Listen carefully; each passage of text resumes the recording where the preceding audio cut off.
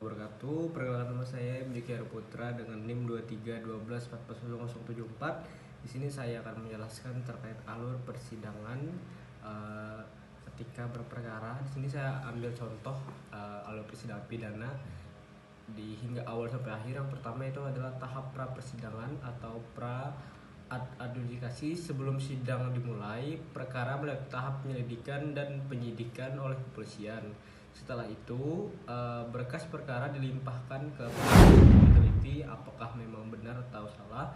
Bila pun P21, jaksa menyusun surat dakwaan dan melimpahkan perkara ke pengadilan negeri. Terus kedua itu namanya sidang pertama, pembacaan dakwaan. Yang pertama tuh JPU atau jaksa penuntut umum membacakan surat dakwaan di hadapan majelis hakim. Yang kedua, terdakwa mendengarkan isi dakwaan dan hakim memastikan terdakwa memahami tuduhan tersebut. Pada tahap ini terdakwa dapat mengajukan eksepsi atau nota keberatan bila merasa dakwaan tidak tepat atau tidak sah. Mungkin bisa saya tampilkan di sini alur persidangannya. Langsung lanjut, yang ketiga itu adalah eksepsi keberatan. Yang pertama itu bila ada eksepsi, hakim akan memutus dakwaan dapat diterima atau tidak. Jika eksepsi ditolak, persidangan dilanjutkan ke pembuktian. Yang ketiga, jika eksepsi diterima, maka dakwaan batal dan tidak dilanjutkan. Keempat, tahap pembuktian. Ini adalah tahap inti persidangan. Di sini masing-masing pihak menunjukkan alat bukti. Urutan pembuktian pertama, pemeriksaan saksi-saksi yang berdasarkan di bawah dari JPU, jaksa penuntut umum. Yang kedua, pemeriksa saksi atau ahli dari pihak terdakwa bila ada. Yang ketiga, pemeriksaan barang bukti. Yang keempat, pemeriksaan terdakwa termasuk keterangan terdakwa di hadapan hakim. Hakim menilai kekuatan alat bukti sesuai pasal 184 KUHP. Yang kelima, tuntutan requisitor. Setelah semua bukti diperiksa, jaksa membacakan tuntutan pidana. Isinya meliputi yang pertama itu analisis fakta dan hukum, yang kedua pembuktian unsur pasal, yang ketiga tuntutan hukuman, misalnya pidana penjara, denda atau bebas.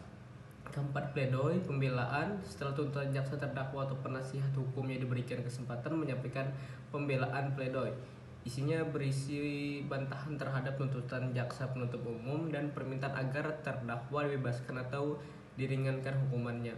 Ketujuh, replik dan duplik. Replik tanggapan dari jaksa terhadap pembelaan terdakwa, duplik balasan dari terdakwa atas replik jaksa. Biasanya tahap ini singkat tergantung kebutuhan hakim. Terus yang ke-8 adalah tahap terakhir dalam persidangan tingkat pertama. Hakim akan mempertimbangkan seluruh hasil persidangan dan memutus. Yang pertama itu 1, bebas atau prisprak berdasarkan unsur pidana tidak terbukti. Yang kedua, lepas dari tuntutan hukum. Onslaught atau pleongi, perbuatan terbukti tapi bukan tindak pidana. Yang ketiga, terbukti bersalah, dijatuhi pidana penjara dengan denda atau lain-lain. Hakim membaca putusan di muka sidang terbuka untuk umum. Dan 9 adalah upaya hukum. Jika salah satu pihak tidak puas dengan putusan hakim, tersedia upaya hukum.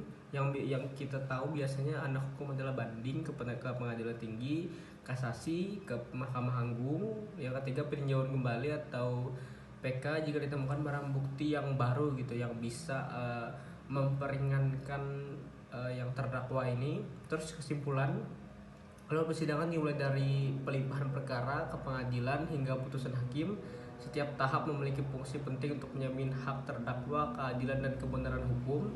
Proses ini mencerminkan prinsip due process of law, yakni bahwa tidak ada seorang pun dapat dijatuhkan hukuman tanpa melalui prosedur hukum yang sah dan adil. Mungkin itu saja, dan kesimpulan yang saya lakukan ketika menonton persidangan seperti yang ada di foto-foto ini.